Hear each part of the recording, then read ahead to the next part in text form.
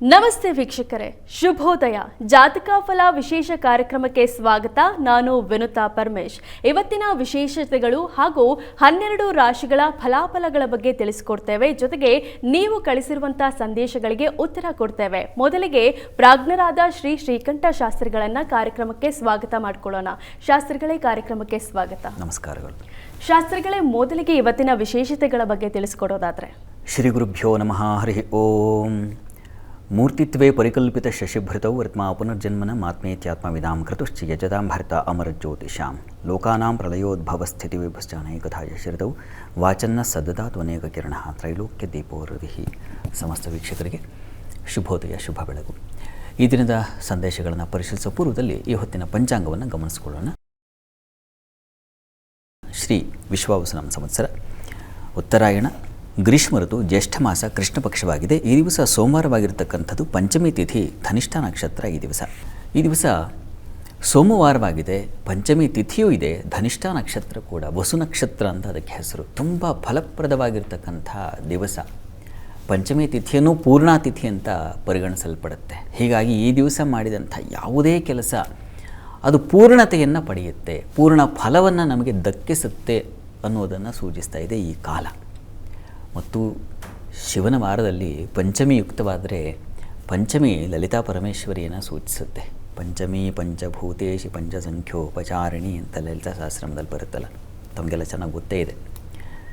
ಹೀಗಾಗಿ ಆ ಶಿವಶಕ್ತಿಯರ ಆರಾಧನೆಗೆ ಅಥವಾ ಆ ನಾಮಸ್ಮರಣೆಗೆ ಜಪ, ಪಂಚಾಕ್ಷರಿ ನೋಡಿ, ಪಂಚಮಿ ತಿಥಿ ದಿವಸ ಪಂಚಾಕ್ಷರಿ ಜಪ ಮಾಡಿದ್ರೆ ಅದು ಉತ್ಕೃಷ್ಟವಾದ ಫಲವನ್ನು ಕೊಡುತ್ತೆ ಅಂತ ಶಾಸ್ತ್ರಗಳು ಹೇಳಿದ್ದಾವೆ, ಸಾರಿದ್ದಾವೆ.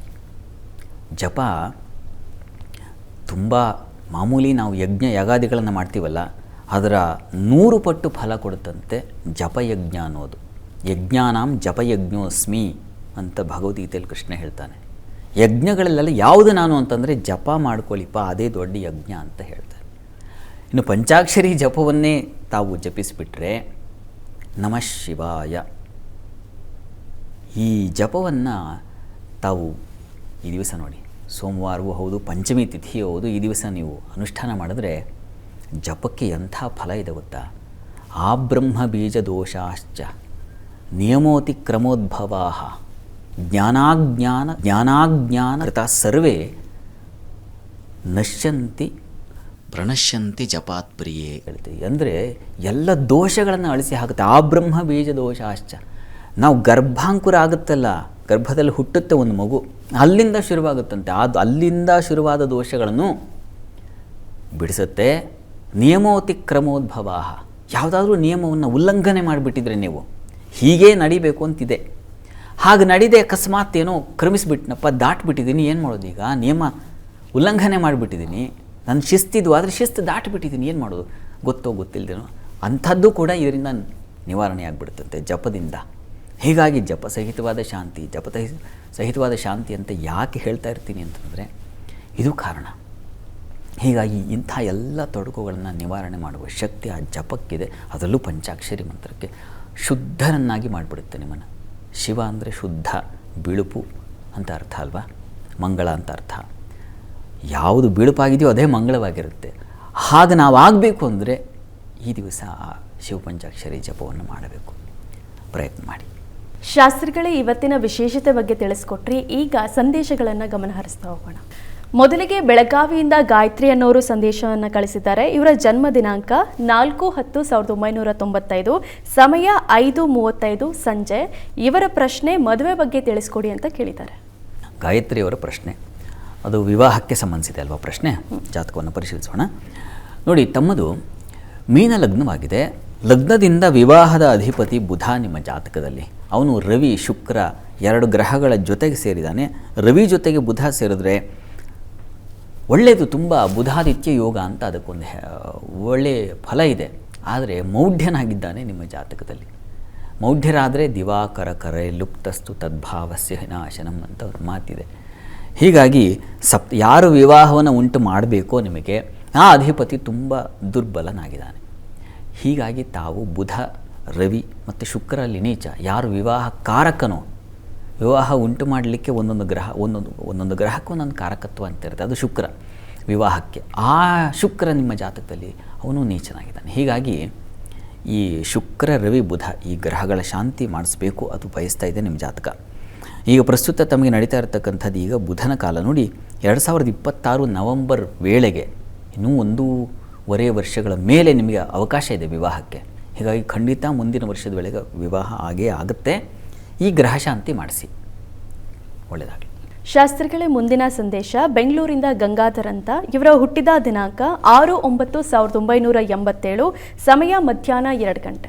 ಇವರ ಪ್ರಶ್ನೆ ವೈವಾಹಿಕ ಜೀವನ ಹೇಗಿದೆ ಅಂತ ತಿಳಿಸ್ಕೊಡಿ ಅಂತ ಕೇಳಿದ್ದಾರೆ. ಗಂಗಾಧರ್ ಅವರ ಪ್ರಶ್ನೆ ವೈವಾಹಿಕ ಜೀವನ ಹೇಗಿರುತ್ತೆ ಅಂತ ಕೇಳಿದಾರಲ್ವ. ಜಾತಕ ನೋಡೋಣ. ನೋಡಿ, ತಮ್ಮದು ಧನುರ್ ಲಗ್ನವಾಗಿದೆ. ಲಗ್ನದಿಂದ ಸಪ್ತಮಾಧಿಪತಿ ನಿಮ್ಮ ಜಾತಕದಲ್ಲೂ ಈಗಷ್ಟೇ ಒಂದು ಜಾತಕ ನೋಡಿದ್ವಿ, ಅದು ಮೀನ ಲಗ್ನಕ್ಕೆ ಬುಧನೇ ಅಧಿಪತಿ, ಧನುರ್ ಲಗ್ನಕ್ಕೂ ಬುಧನೇ ಅಧಿಪತಿ. ಈತ ಬುಧ ಕೇತುವಿನ ಜೊತೆ ಇದ್ದಾನೆ, ಆದರೆ ಉಚ್ಚಸ್ಥಾನದಲ್ಲಿದ್ದಾನೆ. ಅದು ತುಂಬ ಒಳ್ಳೆಯದು. ಮೌಢ್ಯತೆ ಇತ್ಯಾದಿ ಅವುಗಳ ರಗಳ ಇಲ್ಲ. ಪ್ರಸ್ತುತ ನಡೀತಾ ಇರತಕ್ಕಂಥ ಕಾಲ ಶನಿ ದಶೆಯಲ್ಲಿ ಶನಿ ಭುಕ್ತಿ ನಡೀತಾ ಇದೆ. ನಿಮಗೆ ಶನಿ ವ್ಯಯದಲ್ಲಿದ್ದಾನೆ. ಕಾಲವಶಾತ್ ನಮಗೆ ಕೆಲವು ಪ್ರಾರಬ್ಧಗಳು ಬರುತ್ತೆ, ಸಮಸ್ಯೆಗಳು ಉಂಟಾಗುತ್ತೆ. ಹೀಗಾಗಿ ಶನಿಶ್ಚರನ ಕಾಲ ಇರೋದರಿಂದಾಗಿ ಆಪ್ತತೆ ಅನ್ನೋದು ಹೊರಟು ಹೋಗುತ್ತೆ. ಯಾರು ಆತ್ಮೀಯರೋ, ಯಾರು ಹಿತವಾದವರೋ, ಈಗ ನೀವು ಪಾಪ ದಾಂಪತ್ಯದ ವಿಚಾರದಾಗ ಕೇಳಿದ್ದೀರ, ಅಲ್ಲಿ ಏನಾಗುತ್ತೆ, ಅಲ್ಲಿ ಸಾಮರಸ್ಯ ಸ್ವಲ್ಪ ಕಡಿಮೆ ಉಂಟಾಗುತ್ತೆ, ಅಥವಾ ಅವರಿಂದ ದೂರ ಇರತಕ್ಕಂಥ ಸಂದರ್ಭ ಏರ್ಪಾಡಾಗ್ತದೆ. ಈ ಥರದ್ದು ಒಂದು ಸಮಸ್ಯೆಗಳು ಬಂದುಬಿಡುತ್ತೆ. ಇದಕ್ಕೇನಪ್ಪ, ಲಕ್ಷ್ಮೀನಾರಾಯಣರ ಪ್ರಾರ್ಥನೆ ಅಥವಾ ಲಕ್ಷ್ಮೀನಾರಾಯಣ ಹೃದಯ ಪಾರಾಯಣ, ಅದರ ಹೋಮ, ಇವುಗಳಿಂದಾಗಿ ದಾಂಪತ್ಯವನ್ನು ಸ್ವಲ್ಪ ಚೆನ್ನಾಗಿಟ್ಕೊಳ್ಬಹುದು. ದೇವತಾನುಗ್ರಹವಾದರೆ ಸಾಮರಸ್ಯಪೂರ್ಣವಾಗಿರುತ್ತೆ, ಅನ್ಯೋನ್ಯತೆ ಅಂತಕ್ಕಂಥದ್ದು ಏರ್ಪಾಡಾಗುತ್ತೆ. ಹೀಗಾಗಿ ಇದನ್ನು ತಾವು ಮಾಡಿಸಿ. ಗಾಬರಿ ಆಗಬೇಕಾದ್ದಿಲ್ಲ. ಬೇರು ಚೆನ್ನಾಗಿದೆ. ಬೇರಿಂದ ಹೊರಟ ಅಲ್ಲಿ ಟೊಂಗೆಗಳಿಗೆ ಸ್ವಲ್ಪ ಏನು ಗಾಯವಾಗಿದ್ದರೆ ಅಥವಾ ಇನ್ನೇನೋ ರೋಗ ಹುಳ ಹಿಡಿದಿದ್ದರೆ ಅದನ್ನು ವಾಸಿ ಮಾಡ್ಕೋಬಹುದು. ಯೋಚನೆ ಮಾಡಬೇಡಿ, ಒಳ್ಳೆಯದಾಗಲಿ. ಶಾಸ್ತ್ರಿಗಳೇ, ಮುಂದಿನ ಸಂದೇಶ ಇವರು ಅರಸೀಕೆರೆಯಿಂದ ಮಾಡಿದ್ದಾರೆ. ಲಿಂಗದೇವರು ಅಂತ. ಇವರ ಜನ್ಮ ದಿನಾಂಕ 21/1/1996, ಹುಟ್ಟಿದ ಸಮಯ 11:30 ಬೆಳಗ್ಗೆ. ಇವರು ಕೂಡ ಮದುವೆ ಬಗ್ಗೆ ತಿಳಿಸ್ಕೊಡಿ ಅಂತ ಕೇಳಿದ್ದಾರೆ. ಲಿಂಗದೇವರು ಅವರ ಪ್ರಶ್ನೆ ವಿವಾಹಕ್ಕೆ ಸಂಬಂಧಿಸಿದೆ ಅಲ್ವಾ. ಜಾತಕ ನೋಡೋಣ. ನೋಡಿ, ತಮ್ಮದು ಮೀನ ಲಗ್ನವಾಗಿದೆ. ಲಗ್ನದಿಂದ ವಿವಾಹ ಸ್ಥಾನದ ಅಧಿಪತಿ ನಿಮಗೆ ಲಾಭದಲ್ಲಿದ್ದಾನೆ. ವಿವಾಹಾಧಿಪತಿ ಲಾಭದಲ್ಲಿದ್ದರೆ ವಿವಾಹ ಲಾಭವೇ ಇದೆ. ಆದರೆ ರವಿಯುಕ್ತನಾಗಿದ್ದಾನೆ. ಮೌಢ್ಯತೆಯನ್ನು ಗಮನಿಸಿದ್ರೆ ಮೌಢ್ಯನಾಗಿದ್ದಾನೆ. ನೋಡಿ, ಲಾಭಸ್ಥಾನದಲ್ಲಿದೆ ಗ್ರಹ, ಆದರೆ ಮೌಢ್ಯತೆ ತುಂಬಿದೆ. ಮತ್ತು ಸಪ್ತಮ ಸ್ಥಾನದಲ್ಲಿ ರಾಹು ಇದ್ದರೆ ಸ್ವಲ್ಪ ವಿವಾಹಕ್ಕೆ ಬಾಧಕಗಳು. ಸಪ್ತಮ ರಾಹು ಅದು ಒಂದು ದೋಷ. ಹೀಗಾಗಿ ಬುಧ ರಾಹು 2 ಗ್ರಹ ಶಾಂತಿ ನಿಶ್ಚಯವಾಗಿ ಬೇಕು. ಇದನ್ನು ಮಾಡಿಸಿ. ಇದರಿಂದ ಮುಂದೆ ನಿಮಗೆ ವಿವಾಹದ ಫಲ ಸ್ವಲ್ಪ ನಿಮಗೆ ಅನುಕೂಲ ಉಂಟಾಗುತ್ತೆ. ಈಗ ನಿಮಗೆ 2028 ಜನವರಿವರೆಗೂ ವಿವಾಹದ ಕಾಲ ಅಂತೂ ಇದೆ. ಹೀಗಾಗಿ ಪ್ರಯತ್ನ ಮಾಡಿ, ಪ್ರಯತ್ನಕ್ಕೆ ಫಲ ಸಿಗುತ್ತೆ. ಈ ದೋಷ ನಿವಾರಣೆ ಮಾತ್ರ ತಪ್ಪದೆ ಮಾಡಿಸಿ, ಒಳ್ಳೆಯದಾಗಲಿ. ಶಾಸ್ತ್ರಿಗಳೇ, ಮುಂದಿನ ಸಂದೇಶ ರಾಮನಗರದಿಂದ ಆಶಾ ಅನ್ನೋರು. ಇವರು ಹುಟ್ಟಿದ ದಿನಾಂಕ ಬಂದು 26/7/1991, ಸಮಯ 11:35 ರಾತ್ರಿ. ಇವರ ಪ್ರಶ್ನೆ ಸ್ವಂತ ಮನೆ ಹಾಗೂ ಜೀವನದ ಬಗ್ಗೆ ತಿಳಿಸ್ಕೊಡಿ ಅಂತ ಕೇಳಿದ್ದಾರೆ. ಆಶಾ ಅವರ ಪ್ರಶ್ನೆ ಅದು ಸ್ವಂತ ಮನೆ ಮತ್ತು ಜೀವನ ಹೇಗಿರ್ತದೆ ಮುಂದೆ ಅಂತ ಕೇಳಿದ್ದಾರೆ. ಜಾತಕ ನೋಡೋಣ. ನೋಡಿ, ತಮ್ಮದು ಮೇಷ ಲಗ್ನವಾಗಿದೆ. ಲಗ್ನದಿಂದ ತಾವು ಮನೆ ವಿಚಾರವಾಗಿ ಕೇಳಿದ್ದೀರಾ. ಚತುರ್ಥ ಸ್ಥಾನವನ್ನು ಪರಿಶೀಲಿಸಬೇಕು. ಚತುರ್ಥ ಸ್ಥಾನದ ಅಧಿಪತಿ ನಿಮಗೆ ಚಂದ್ರ. ನಿಮಗೆ ಇಲ್ಲಿ ಗುರು ಇದ್ದಾನೆ. ಚತುರ್ಥದಲ್ಲಿ ಗುರು ಇದ್ದರೆ ಅದು ಒಂದು ಯೋಗವಾಗುತ್ತೆ. ಅದನ್ನು ಹಂಸಯೋಗ ಅಂತ ಕರೀತಾರೆ. ಹಂಸಯೋಗದಲ್ಲಿ ತುಂಬ ಸುಖಿ ಜೀವನವನ್ನು, ವಿವೇಕ ನಮಗೆ ಮುಖ್ಯವಾಗಿ ಬೇಕಾಗಿರೋದು ಅರಿವಿದ್ದಾಗ ನಮಗೆ ಯಾವ ಸಂದರ್ಭದಲ್ಲೂ ನಾವು ಸುಖವಾಗಿರ್ತೀವಿ. ಹೀಗಾಗಿ ಅಂಥ ಅರಿವನ್ನು ತುಂಬಿಬಿಟ್ಟಿದ್ದಾನೆ ನಿಮ್ಮ ಭಗವಂತ. ನೀವು ಹುಟ್ಟಿದಾಗಲೇ ಅದನ್ನು ನಿಮಗೆ ವರವಾಗಿ ಕೊಟ್ಟುಬಿಟ್ಟಿದ್ದಾನೆ. ಇದು ಬಹಳ ಒಳ್ಳೆಯದು. ನಿಮಗೆ ಅಂಥದ್ದು ಯೋಗ ಇದೆ. ಮನೆ ಕಟ್ತೀರ, ಆತಂಕ ಬೇಡ. ಪ್ರಸ್ತುತ ನಿಮಗೆ ಟೈಮ್ ಅಷ್ಟು ಅನುಕೂಲಕರವಾಗಿಲ್ಲ. ನಿಮಗೆ ಈಗ ರಾಹು ದಶೆಯಲ್ಲಿ ಚಂದ್ರಭಕ್ತಿ ನಡೀತಾ ಇದೆ. ನೋಡಿ, 2025 ಅಕ್ಟೋಬರ್, ಇದೇ ಬರೋ ಅಕ್ಟೋಬರಲ್ಲಿ ನೀವು ಸಂಧಿಶಾಂತಿ ಮಾಡಿಸ್ಬೇಕು. ರಾಹು ಬೃಹಸ್ಪತಿ ಸಂಧಿಶಾಂತಿ ಅಂತ ತಪ್ಪದೆ ಅದನ್ನು ಮಾಡಿಸಿ. ನಿಮಗೆ 26 ನವಂಬರ್ ಅಂದರೆ ಮುಂದಿನ ವರ್ಷ ನವಂಬರ್ ನಂತರ 27 ಜನವರಿ ಅಂದ್ಕೊಳ್ಳಿ. ಅಲ್ಲಿಂದ ನಿಮಗೆ ಮನೆ ನಿರ್ಮಾಣಕ್ಕೆ ತುಂಬ ಚೆನ್ನಾಗಿದೆ. ಅಷ್ಟೇ ಅಲ್ಲ, ಜೀವನವೇ ಒಂದು ಬೇರೆ ಹಂತಕ್ಕೆ ಹೋಗಿಬಿಡುತ್ತೆ. ಅಲ್ಲಿ ಹಂಸಯೋಗ ಪ್ರಾರಂಭವಾಗುತ್ತೆ. ಒಳ್ಳೆಯ ಯೋಗ ಕಾಲದಲ್ಲಿ ಅಂಥ ಫಲಗಳು ನಮಗೆ ಬಂದು ಒದಗುತ್ತೆ. ಸಂತೋಷದ ಸಂಭ್ರಮ ಶುರುವಾಗುತ್ತೆ. ಹೀಗಾಗಿ 2027ರಿಂದ ನಿಮಗೆ ಒಳ್ಳೆಯ ರಾಜಯೋಗ ಚೆನ್ನಾಗಿದೆ, ಚಿಂತೆ ಬೇಡ, ಒಳ್ಳೆಯದಾಗಲಿ. ಶಾಸ್ತ್ರಿಗಳೇ, ಮುಂದಿನ ಸಂದೇಶ ತಿಪ್ಟೂರಿಂದ ದೀಪಿಕಾ ಅನ್ನೋರು. ಇವರು ಹುಟ್ಟಿದ ದಿನಾಂಕ 1/5/1993, ಮಧ್ಯಾಹ್ನ 3 ಗಂಟೆ ಹುಟ್ಟಿದ ಸಮಯ.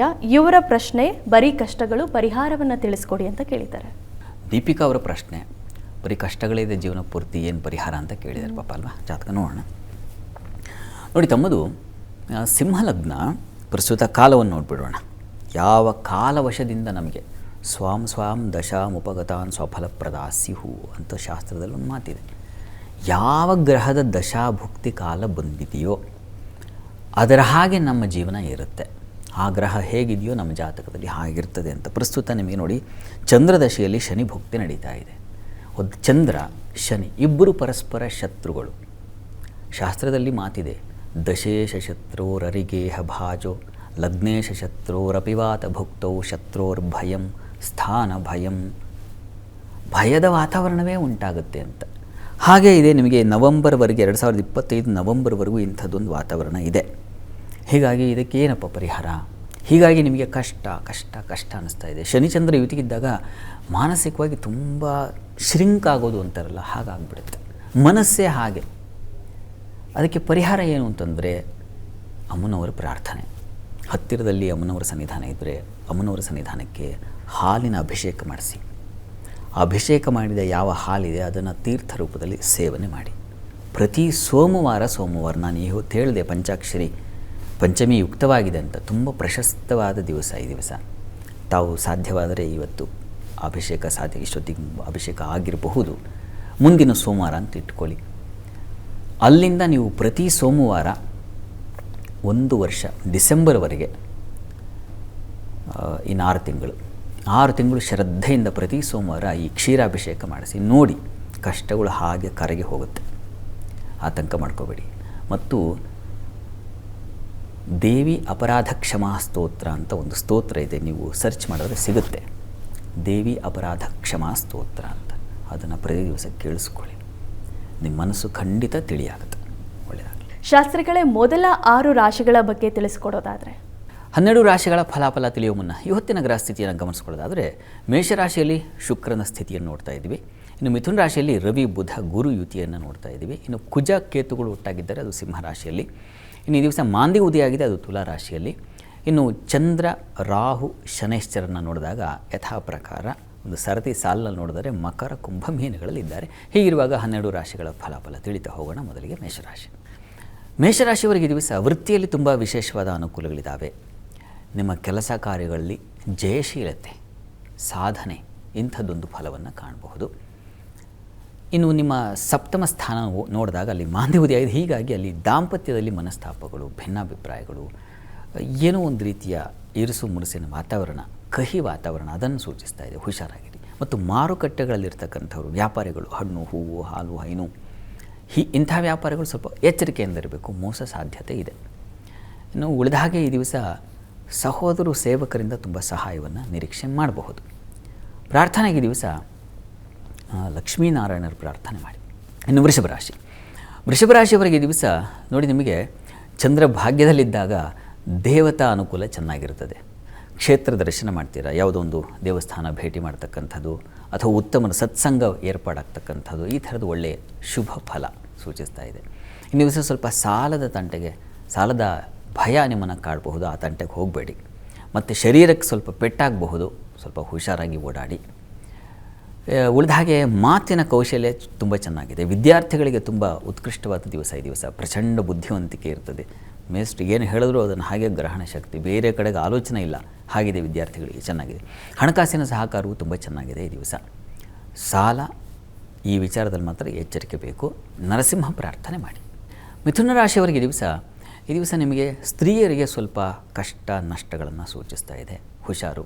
ತುಂಬ ಆತ್ಮೀಯರಿಂದ ಸ್ವಲ್ಪ ತೊಂದರೆಗೊಳಪಡುವ ಲಕ್ಷಣ ಸೂಚಿಸ್ತಾ ಇದೆ. ಮತ್ತು ಬುದ್ಧಿ ಸ್ವಲ್ಪ ಚಂಚಲವಾಗುತ್ತೆ ಈ ದಿವಸ. ಮನೋಬುದ್ಧಿಗಳು ಹೊಯ್ದಾಡುತ್ತೆ. ಯಾವ ಡಿಸಿಷನ್ಸ್ ತಗೊಳ್ಳುವಲ್ಲಿ ಸೋತು ಬಿಡ್ತೀರಾ. ಹೀಗಾಗಿ ಹಿರಿಯರ ಸಲಹೆ ತೊಗೊಂಡ್ರೆ ಬಹಳ ಒಳ್ಳೆಯದು. ಗುರುದೃಷ್ಟಿ ಇದೆ, ಹೀಗಾಗಿ ಗಾಬರಿ ಬೇಡ. ಪಂಚಮಕ್ಕೆ ಗುರುದೃಷ್ಟಿ ಇದ್ದಾಗ ನಿಮ್ಮೊಳಗೆ ಆಮೇಲೆ ಒಂದು ಪ್ರಜ್ಞೆ ಜಾಗೃತವಾಗುತ್ತೆ. ಓಹೋ, ನಾನು ಅದನ್ನು ಮಾಡಬಾರ್ದಾಗಿತ್ತು, ಮತ್ತಿನ್ನೇನೋ ಒಂದು ಹೊಸ ಆಲೋಚನೆ ಬರುತ್ತೆ. ಆತಂಕ ಬೇಡ. ಈ ದಿವಸ ವೃತ್ತಿಯಲ್ಲಿ ಕೆಲಸ ಕಾರ್ಯಗಳಲ್ಲಿ ತುಂಬ ಅನುಕೂಲದ ಫಲವನ್ನು ಸೂಚಿಸ್ತಾ ಇದೆ, ಸಂಶಯ ಇಲ್ಲ ಅದರಲ್ಲಿ. ಪ್ರಾರ್ಥನೆಗೆ ದಿವಸ ಲಲಿತಾ ಪರಮೇಶ್ವರಿ ಲಲಿತಾ ಸಹಸ್ರನಾಮ ಹೇಳಿಕೊಂಡ್ರೆ ಬಹಳ ಒಳ್ಳೆಯದು. ಇನ್ನು ಕರ್ಕಟಕ ರಾಶಿ.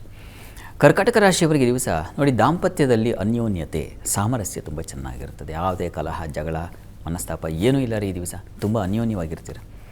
ಇನ್ನು ಈ ದಿವಸ ನಿಮ್ಮ ಚತುರ್ಥ ಸ್ಥಾನ ಸ್ವಲ್ಪ ಅಲ್ಲಿ ಮಂದಿ ಉದಿಯಾಗಿರೋದ್ರಿಂದ ಹುಷಾರು. ಓಡಾಟದಲ್ಲಿ ಅಂದರೆ ಪ್ರಯಾಣದಲ್ಲಿ ಎಚ್ಚರವಾಗಿರಿ. ಕೃಷಿ ಚಟುವಟಿಕೆಗಳು ಮಾರುಕಟ್ಟೆಗಳಲ್ಲಿ ಬಹಳ ಎಚ್ಚರ ವಹಿಸಿ. ವಿಷಜಂತುಗಳ ಭಯ ಇದೆ, ಏನೋ ಆ ಜಂತುಗಳು ನಿಮ್ಮನ್ನು ಕಾಡ್ಬಿಡಬಹುದು, ಹುಷಾರು. ಏನೋ ಕಚ್ಚಿಸ್ಕೊಂಡೆ ಮತ್ತೊಂದು ಈ ಥರದ್ದು ಭಯ ಇದೆ. ಸ್ನೇಹಿತರ ಜೊತೆಗೆ ಸ್ವಲ್ಪ ಹುಷಾರಾಗಿರಿ. ಎಲ್ಲೋ ಪ್ರಯಾಣ ಮಾಡ್ತಾ ಇರ್ತೀರಾ, ಗೊತ್ತಿಲ್ಲದೆ ಹೋಗಿರ್ತೀರಾ. ಈ ದಿವಸ ಅಲ್ಲಿ ಪ್ರಮಾದಗಳು, ತೊಂದರೆಗಳು, ಗಲಾಟೆ, ಘರ್ಷಣೆ ಸ್ನೇಹಿತರ ಜೊತೆಗೆ. ಹೀಗಾಗಿ ಸ್ನೇಹಿತರ ಬಳಿ ಹುಷಾರಾಗಿರಿ. ಕೆಲಸ ಕಾರ್ಯಗಳಲ್ಲಿ ತುಂಬ ಅನುಕೂಲವಾಗಿದೆ, ಸಹಕಾರ ಇತ್ಯಾದಿಗಳು ಚೆನ್ನಾಗಿದೆ. ಈ ದಿವಸ ಪ್ರಾರ್ಥನೆಗೆ ನೀವು ಕೂಡ ಮಹಾಲಕ್ಷ್ಮಿ ಸನ್ನಿಧಾನಕ್ಕೆ ಬಿಳಿ ಪುಷ್ಪಗಳನ್ನು ಸಮರ್ಪಣೆ ಮಾಡಿ. ಇನ್ನು ಸಿಂಹರಾಶಿ. ಸಿಂಹರಾಶಿಯವರಿಗೆ ಈ ದಿವಸ ನಿಮಗೆ ನೋಡಿ, ಸ್ತ್ರೀಯರು ಸ್ವಲ್ಪ ಹುಷಾರಾಗಿರಿ. ಶತ್ರುಗಳ ಬಾಧೆ ಸೂಚಿಸ್ತಾ ಇದೆ, ಎಚ್ಚರ.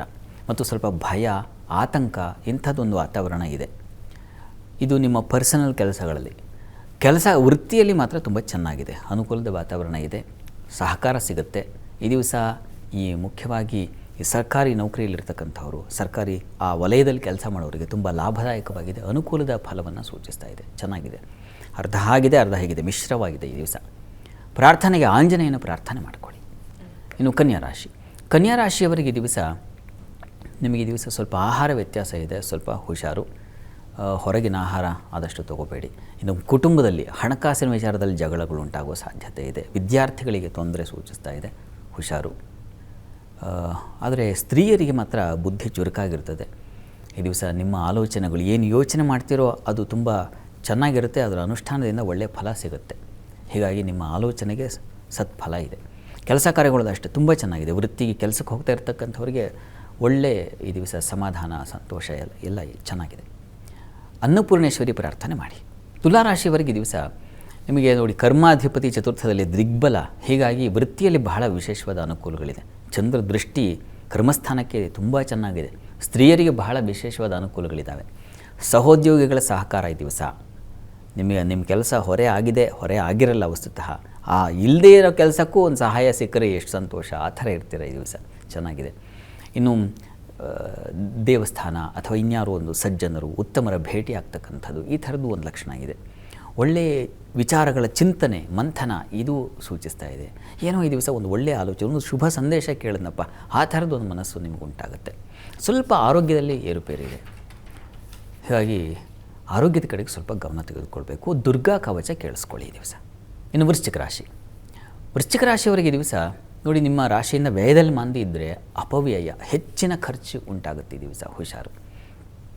ಇನ್ನು ಈ ದಿವಸ ಆಪ್ತರು, ತುಂಬ ಇಷ್ಟಪಟ್ಟವರು ಅಥವಾ ತುಂಬ ಹಿತವಾದವರು ದೂರ ಆಗ್ತಾರೆ ನಿಮ್ಮಿಂದ, ಸ್ವಲ್ಪ ಅಂತರ ಕಾಯ್ದುಕೊಳ್ತಾರೆ, ಆ ಥರದ್ದು ಒಂದು ಲಕ್ಷಣ ಇದೆ. ಇನ್ನು ಈ ದಿವಸ ಸ್ತ್ರೀಯರಿಗೆ ಮಾತ್ರ ಸ್ವಲ್ಪ ಧೈರ್ಯ, ಸಾಹಸಗಳಿದ್ದಾವೆ. ಸಹೋದರ ಸಹಕಾರ, ಸೇವಕರಿಂದ ಅನುಕೂಲಗಳು ಉಂಟಾಗ್ತಕ್ಕಂಥದ್ದು, ಈ ಥರದ್ದೆಲ್ಲ ಚೆನ್ನಾಗಿದೆ. ವೃತ್ತಿಯಲ್ಲೂ ಅಷ್ಟೇ ತುಂಬ ಚೆನ್ನಾಗಿದೆ, ಅನುಕೂಲದ ವಾತಾವರಣ ಇದೆ. ಪ್ರಾರ್ಥನೆಗೆ ಈ ದಿವಸ ನೀವು ಲಕ್ಷ್ಮೀನಾರಾಯಣರ ಪ್ರಾರ್ಥನೆಯನ್ನೇ ಮಾಡಿ, ಅನುಕೂಲ ಆಗುತ್ತೆ. ಧನುರಾಶಿಯವರಿಗೆ ನೋಡಿ, ನಿಮ್ಮ ರಾಶಿಯಿಂದ ಕರ್ಮಸ್ಥಾನದ ಅಧಿಪತಿ ಚೆನ್ನಾಗಿರೋದ್ರಿಂದ ವೃತ್ತಿಯಲ್ಲಿ ಬಹಳ ವಿಶೇಷವಾದ ಅನುಕೂಲಗಳಿದ್ದಾವೆ.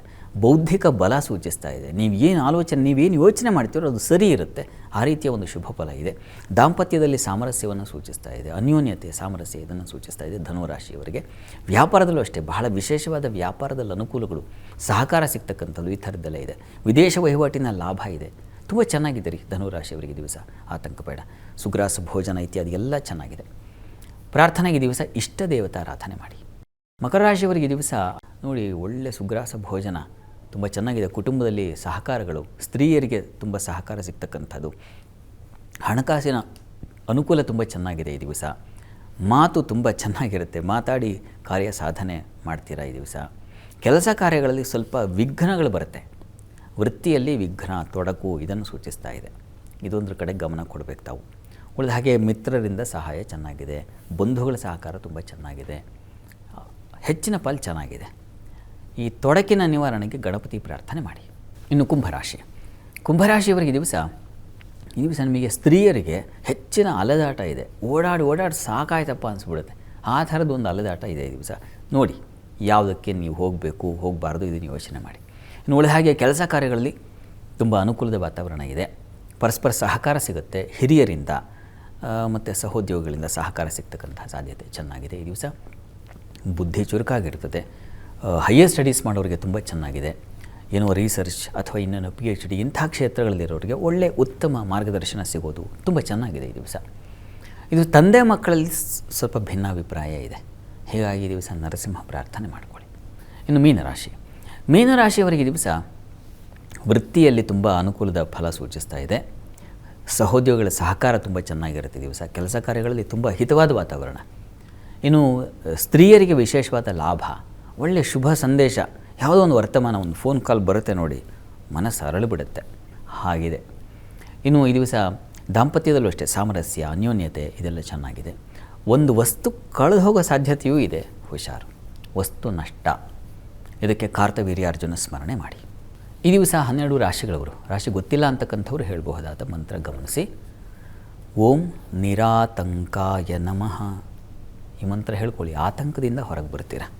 ಶಾಸ್ತ್ರಿಗಳೇ, ಇವತ್ತಿನ ವಿಶೇಷತೆ ಹಾಗೂ 12 ರಾಶಿಗಳ ಬಗ್ಗೆ ತಿಳಿಸ್ಕೊಟ್ರಿ, ನಿಮಗೆ ಧನ್ಯವಾದ. ಸರ್ವೇ ಜನಾಃ ಸುಖಿನೋ ಭವಂತು, ಸಮಸ್ತ ಸನ್ಮಂಗಳಾನಿ ಭವಂತು. ಎಲ್ಲರಿಗೂ ಶುಭವಾಗಲಿ. ಇದಾಗಿತ್ತು ಇವತ್ತಿನ ಜಾತಕ ಫಲ ವಿಶೇಷ ಕಾರ್ಯಕ್ರಮ. ನೇರ ದಿಟ್ಟ ನಿರಂತರ ಸುದ್ದಿಗಾಗಿ ನೋಡ್ತಾ ಇರಿ ಏಷ್ಯಾನೆಟ್ ಸುವರ್ಣ ನ್ಯೂಸ್.